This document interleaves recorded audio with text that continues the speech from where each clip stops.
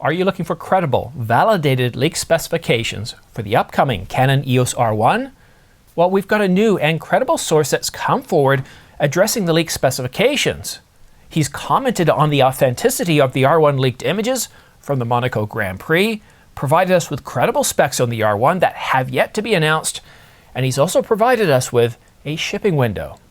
Earlier this morning while I was sleeping, a popular wildlife photographer, Joshua Halku, reached out to me stating that he had information on the Canon EOS R1, the sensor resolution, other specifications, when it's going to ship, and he told me that this information is coming from a source that he says is 110% credible. So you might be asking, who is Joshua? Well, Joshua was born in Melbourne, Australia. He's a full-time professional nature and wildlife photographer, a passionate photographer, teacher, and adventurer. He runs workshops and expeditions from other photographers, travelers to some of the world's wildest remote regions. So first of all, Joshua, thank you very much for reaching out to me and telling me what you told me about what you have in your recent podcast. So first of all, let's address those leaked images from the Monaco Grand Prix, because only 61% of you actually believe that these are images of the Canon EOS R1. Joshua confirms that these are the actual photos of the Canon EOS R1. And the real big hint, the real big key to identifying that this is the Canon EOS R1, and some of you already nailed it in the comment section, look at the size of that 85mm. That lens should really give you an idea of its size, and it's, instead of being much smaller than some of you had thought, it's actually quite a bit bigger. All right, so now let's get to the leak specifications that Joshua told us about. Again, in his podcast, he says these are coming from a source that he considers to be 110% reliable.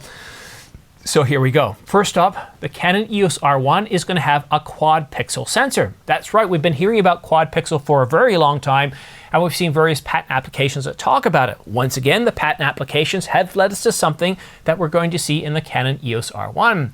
He also talked about the signal-to-noise ratio, and that it's going to be one stop better than the Canon EOS R3, and that it's going to be very clean at high ISO. And the autofocus, if you read the press release for the Canon EOS R1, we could see how Canon is using artificial intelligence, deep learning, or machine learning to provide us with, well, a lot more predictive capabilities. And what Joshua was saying, he didn't go into a lot of detail, but he said that the autofocus system in the Canon EOS R1 is significantly better than that in the Canon EOS R3. It's going to be a boon for those that do wildlife and sports photography. And before we get to the resolution, let's talk about shipping dates. I've said, Canon Rumors has said, many others have said that we're not going to be getting this camera in our hands till probably, well, later this year. And Joshua says that we won't be, he doesn't expect to have this camera in his hand until November. And that's squarely in Q4. That's pretty much right at the end of this year. And as some of you have teased before saying, haha, it's not going to happen until 2025. Well, probably for the vast majority of us, that's going to be true. We're not going to have this camera in our hands till most likely 2025. So Joshua expects to have it in his hands by November of 2024. All right, and now it's time for the resolution. 30 megapixels? Well, I can guarantee you that it's not that. So one thing that Joshua said when it came to those Adorama leak specifications, he said, yeah, those aren't correct at all.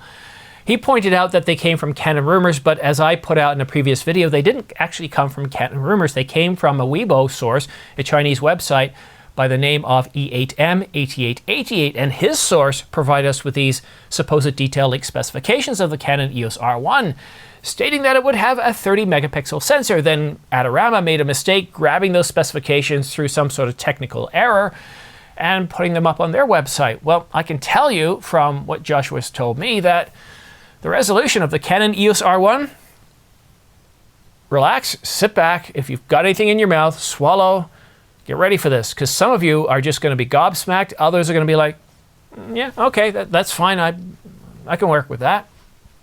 You ready? 24 megapixels. That's right, 24 megapixels. And I can feel the comments coming through already.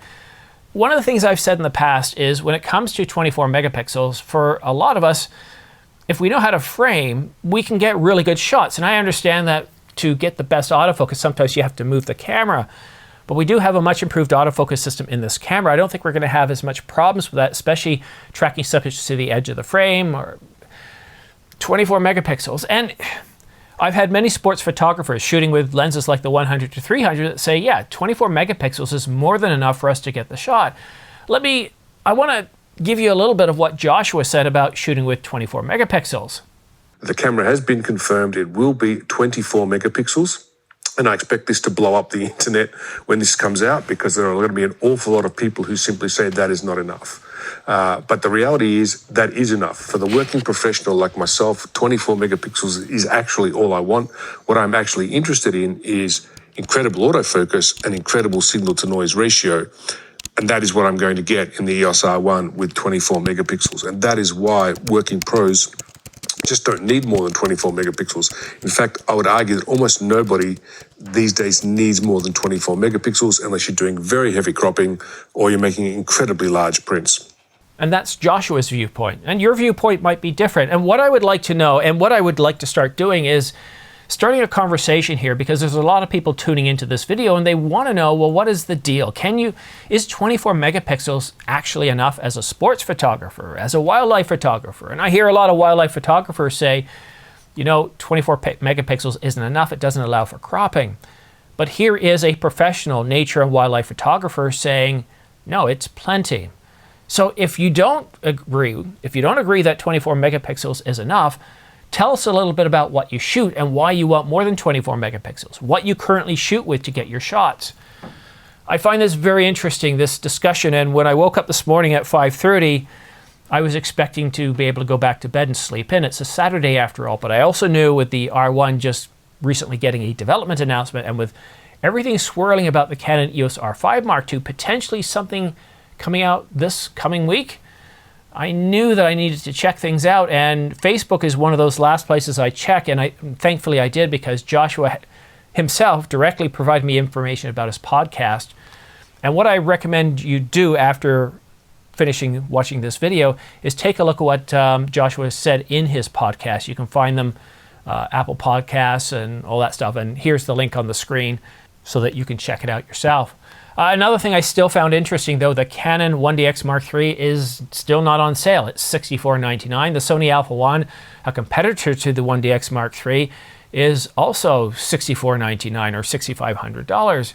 But the Canon EOS R3, though, is significantly discounted. It was released for $59.99 and it's currently selling for $44.99. And that led a few people, some 6% of you, a small minority, suggesting that is the reason why we're not going to get the Canon EOS R1 right away. Sure, that can come in November, but in the meantime, we're going to get the Canon EOS R3 Mark II. I haven't heard anything about that. I don't think that is likely going to happen. I've heard no noise, no chatter, other than the comments I receive on a regular basis. Every now and then somebody saying, no, I think it's the R3 Mark II. I haven't heard that at all. And if I did, I'd let you know. But then again, when it came to the Canon EOS R3 Mark I, we didn't hear anything until about 6 to 12 hours beforehand. So Canon is good at keeping secrets. The Canon EOS R1, very little has leaked out, although we are starting to get information. So once again, Joshua, thank you so much. If you are interested in picking up any camera deals right now, there's incredible deals on like the $28.99 for the Canon EOS R5. Still an incredible camera here today in 2024. I've been using it for 4 years, and I can tell you if you buy it at that price, it's an incredible discount no matter what Canon does with the R5 Mark II. But if you're a Nikon fan, the Nikon Z8, look at this, $500 off, and there are deals all across the board. Sony, Panasonic, Canon, Nikon, camera bodies, lenses. I've got about 20 links in the description down below for Adorama and B&H, as well as Amazon, for some incredible deals that are going on right now. So up to $1,600 off camera bodies alone. And that's for the Fujifilm GFX 100S, the Mark I. So some really incredible deals. And if you are interested in purchasing any of the camera deals or taking a look, please use my links down below. If you do use those links, I could get anywhere from 3 to 12% back, which goes back to supporting this channel. It's very much appreciated. And by clicking on those links, it's not going to take you to some strange site. You're not going to have to fill out any forms, put in any codes. It takes you directly to the Adorama, B&H, or Amazon website, where you can go ahead and check out. You get a great deal, and I get a small commission back, so it's the best of both worlds. And that commission doesn't come out of your pocket, comes directly from Adorama or B&H or Amazon. So here we are Saturday morning, apparently some 6 or 7 months before the actual shipping date of the Canon EOS R1, and we're waiting for information on the Canon EOS R5 Mark II. Several sources have indicated that we are going to get some sort of announcement for the Canon EOS R5 Mark II before the end of the month. Now my source came out and said, no, Simon, and let me just see if I have any emails this morning, because I didn't check that. I went with this story first, and I don't see anything from that credible source. The one who told me that the Canon EOS R5 Mark II will be announced in July. But that doesn't mean we couldn't get some sort of development announcement like we did for the R1. So all my ears are listening and waiting for specifications. Canon Rumors just came out with some more information, which I put out in a video just yesterday. So things are definitely starting to heat up as it's heating up outside. Still spring. I just want to say thank you very much for all of you that have used my affiliate links. For those of you still watching to the very end of this video, thank you so much. Have yourself a great weekend, and we'll see you again soon. Who knows, maybe sooner than I expect. Will this shake out more information on the Canon EOS R1, the Canon EOS R5 Mark II? Well, you'll just have to wait and stay tuned for more.